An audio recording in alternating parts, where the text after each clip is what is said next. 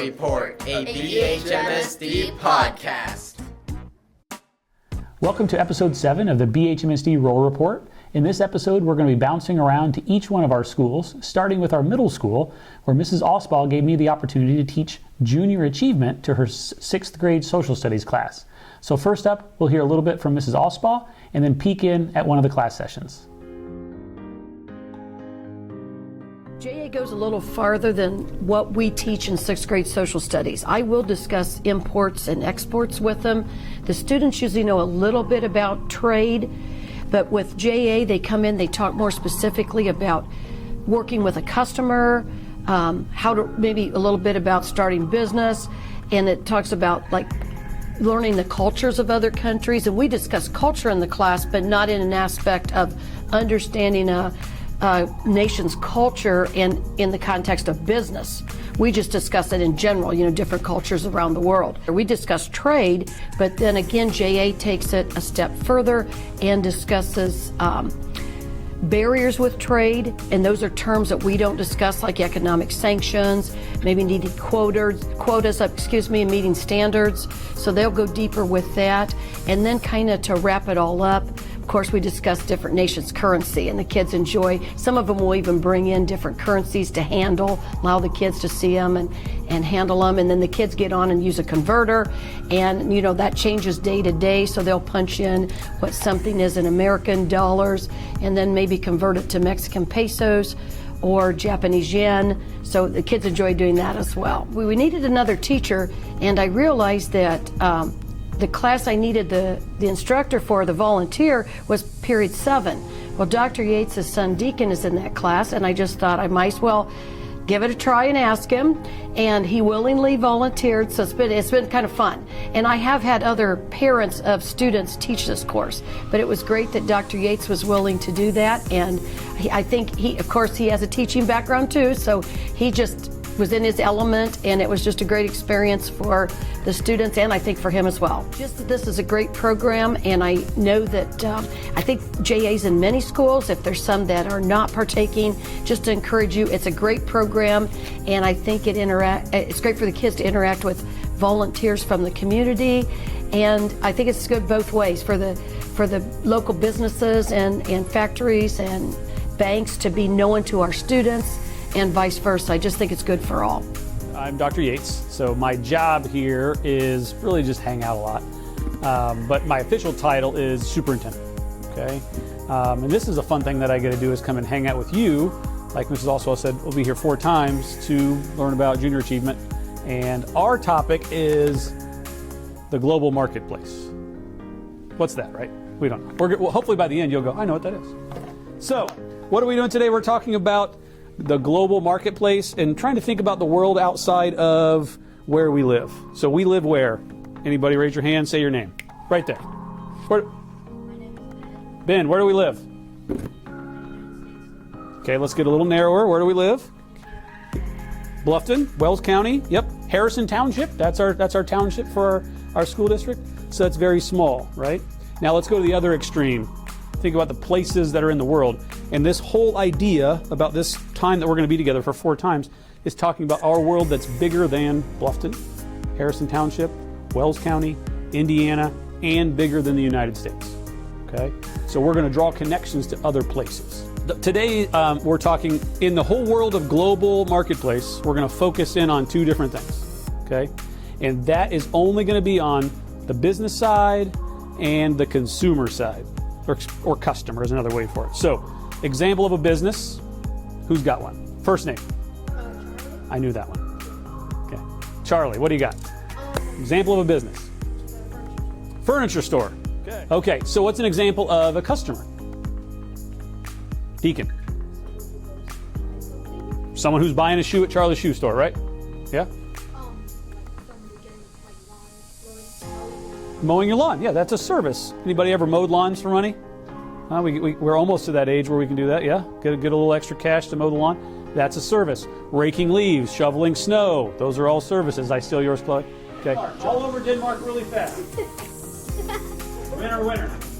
Back to team 1. Ben says 4. 4. Oh, you're right. It's like a gimme. Come on.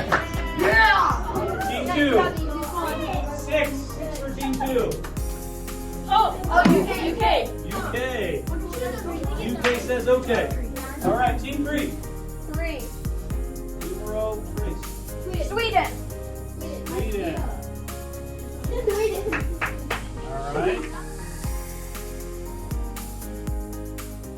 It was really great to be back in the classroom in Mrs. Alspaugh's room teaching students about junior achievement. It was a great organization to be a part of, and I really appreciated Mrs. Alspaugh reaching out to give me that opportunity. The students responded very well to the content, and I'm very thankful for that chance to pop into her 6th grade room. Now we'll be moving on to the high school, where I had the opportunity to walk around with Officer Kurut to learn more about our school resource officer and his actions at our district. I'm here with Officer Kurut, our school resource officer for Bluffton Harrison Schools, and we're taking a quick lap around the high school. So welcome, Officer Kurut. Thanks for joining with me on this episode of our podcast. Thanks for having me on. Thanks for inviting me. First off, just kind of share a little bit about your role here at Bluffton Schools. Do you serve only here at the high school, or are you throughout the district? Yeah, so I'm the school resource officer for all 3 schools, the whole district. So I'm here at the high school, I'm at the middle school and the elementary school, not all at the same time. But I get called to each school whenever they need me for various things, whether it be maybe there's a vape issue, which we run into here at the high school, middle school. Right. Maybe a kid's just having a rough day. I get called to talk with kids and help out in that way too. Form relationships that way with kids. Yeah, share a little bit about the kind of the non-consequence issues, because I mean you are a resource officer, not just a consequence officer. So there's a portion of your job, like you said, building relationships with kids, and that goes all the way down to our kindergarten level. Yes, absolutely. Do you have any kind of insights on how that's gone and working with, like, especially our younger students at the elementary school? Yeah, so sometimes if maybe it could be something as simple as a kid's having a rough day to, I do some classes too that gives me interaction with the kids, but maybe a kid's having a rough day and I can go over and assist with that, and he's not going to see any consequence from me, but it gives him one more adult resource that supports him and can maybe hear what's going on through his day, and kind of gives him a perception of me too that's good, that you know, if I'm there, it's not just because you're in trouble. Hey, I'm here to help you out too. One component that we have here at Bluffton Schools is to find trusted adults, and all our students have those opportunities to engage with staff, whether it be a teacher or an assistant, or even in food service, bus drivers, etc. And you're just another one of those assets to develop those relationships with our students to be a trusted adult. So thank you for that role that you perform in that area. And you mentioned earlier a conversation about the a vaping issue, and that is an issue we have currently, not just in Bluffton Schools. I think it's around everywhere. Would you agree with that? Yeah, it's definitely widespread from different things I get to read and things with law enforcement and school law enforcement, school resource officers. It's unfortunately a problem everywhere. Yeah, and it's been a common conversation for school administration, for other schools as well. And here at our school, we've put in some efforts to try to mitigate that, try to reduce the impact of vaping. Can you share a little bit about what we're doing in that area? Yeah, so here probably one of the more recent things that we've done that's been very helpful is we've got vape sensors at the high school and the middle school. The vape sensors that we use have been very reliable from everything I've seen, and they've been very helpful in actually being able to address the issues as they happen. It's great to know the sensor is able to pick up for vaping. Does it provide any other benefits, or is it just for vapes? Yeah, so it actually can, if there's like a loud noise in there, like maybe we have people arguing in there's a fight, it can also notify us of that. And we receive alerts through emails through that the administrators get, and then we can handle it from there. Great. So as a situation pops up, that alert goes out to our administrative team. You receive that as well, and then you're able to respond accordingly, whether it's a noise issue or a vaping issue, to resolve the matter. Yeah, which is nice because it's in real time, so it's not like an after the fact thing. We can actually respond as it's going on. Great. Well, it's great to know that we have those safety procedures in place to provide a greater opportunity for our students to maintain a safe environment here at school. And I know that our district is thankful of the partnership with the Bluffton Police Department and your role here. Is there anything else you want to share about the aspects of your duties here as SRO? Yeah, I mean, it's just a nice chance to get to interact with the kids, the staff, and just be another resource that anybody in the building, whether it be staff or students, need. Well, thanks again for joining me in this episode of the Row Report. I appreciate your time, and as always, thanks for keeping us safe. Hey, thank you. Next up in the episode, Mrs. Meitzler will be sharing information about the new counseling grant that we received from the Indiana Department of Education. She'll be joined by Mr. Meyer and Mrs. Leas to share more information about this great opportunity for the district. Hi, I'm Julie Meitzler. I'm the Assistant Superintendent here at Bluffton Harrison Schools, and I am sitting in for Dr. Yates today on the Roar Report. He was not available today, and I was very excited to jump in and guest host this edition of the Roar Report because I have with me today Mr. Cole Meyer from Bluffton Harrison Elementary School, our school counselor, and Mrs. Jody Leas from Bluffton High School, a school counselor as well. Welcome to the Roar Report. Thank you. Yeah, thank you, Mrs. Meitzler. Well, it's great to be here with you, and we are here to talk about a couple of things. One, just trying to let our school community know, what does a school counselor do at the elementary school? Sure.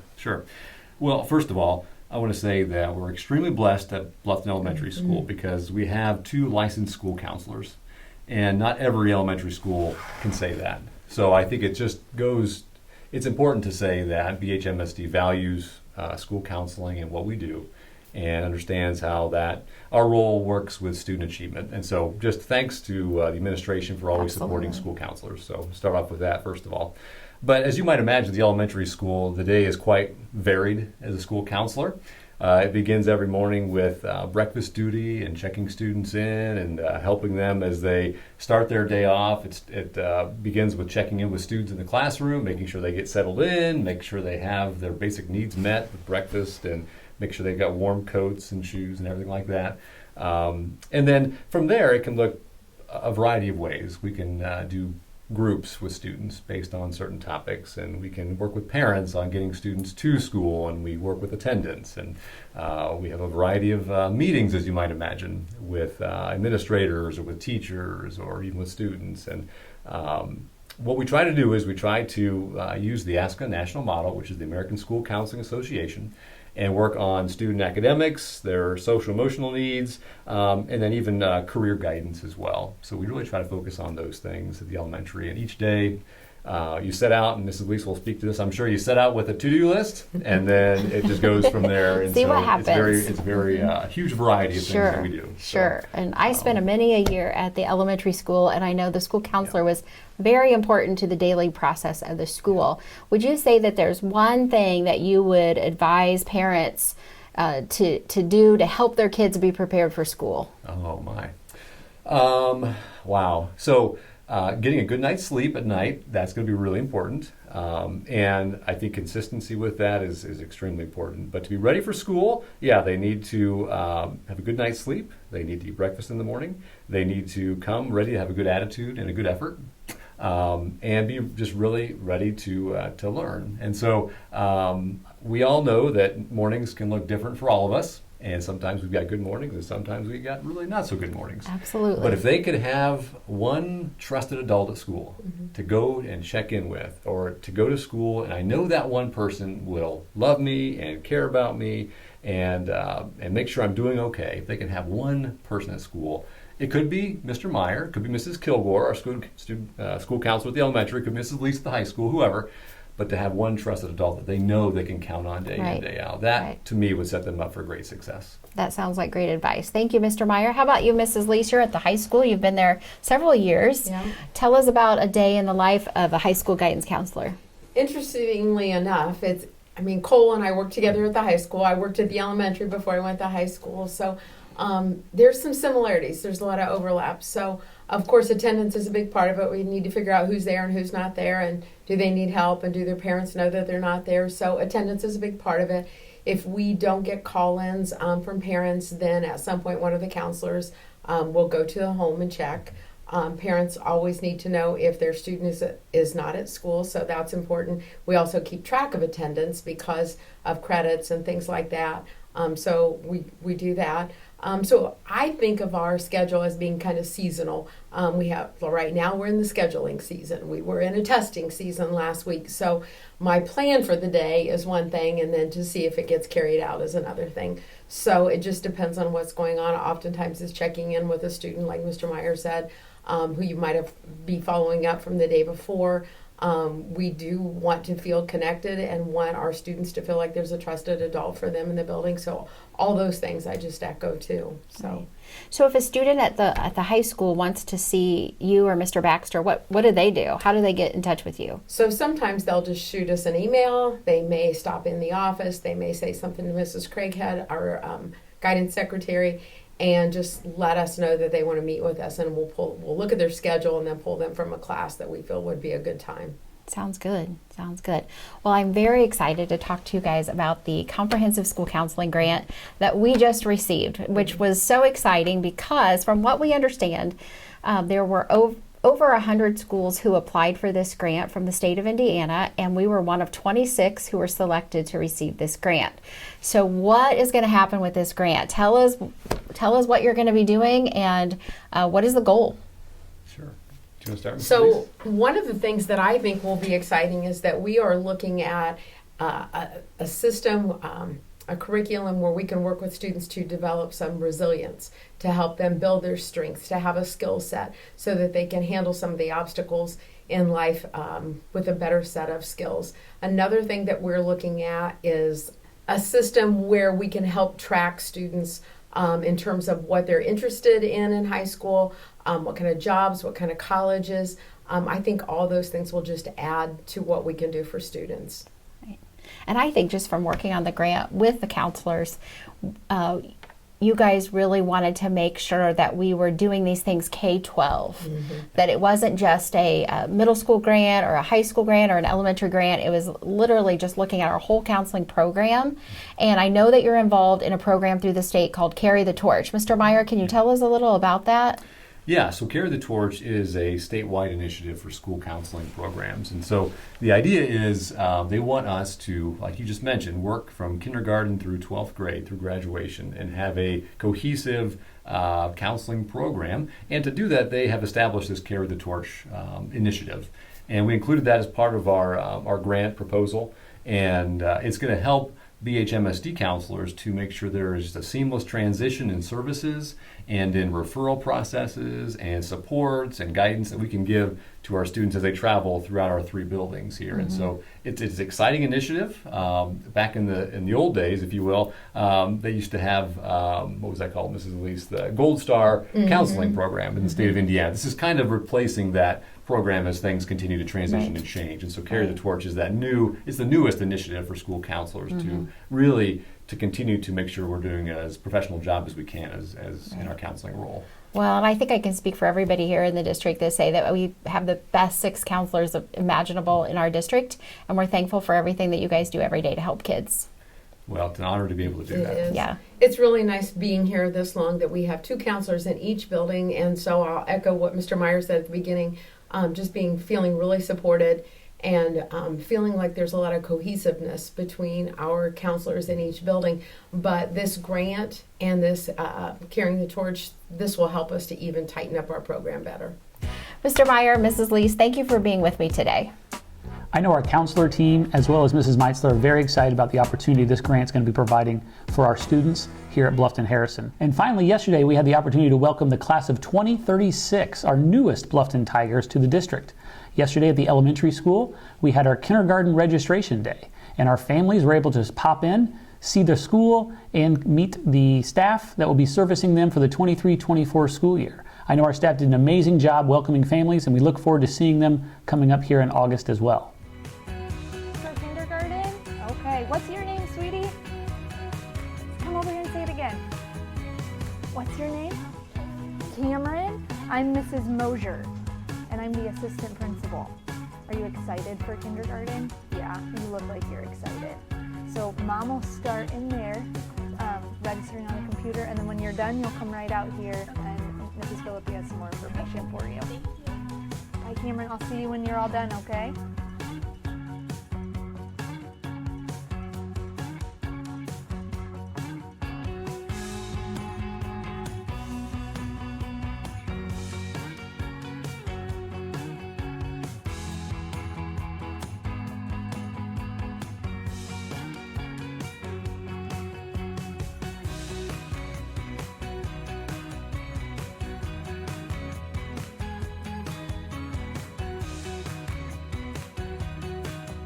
Victor, I'm Mrs. Mosier. I'm the assistant principal, so you'll get to see me lots and lots walking around the hallways and coming into your classroom and all that fun stuff. You look like you're excited to be in kindergarten. Are you excited? Yeah, I love to. Well, that's the perfect sucker for you then. Thanks again for joining me on episode 7 of the BHMSD Roll Report. I know the last few days our faculty and staff have been hard at work with our professional development days on Friday, March 10th and our parent-teacher conference day on March 14th. And now we just have a few more days until spring break starts coming up here on Friday. So hopefully everyone has a chance to take a break, refresh, recharge, and then come back for a great ending to our school year.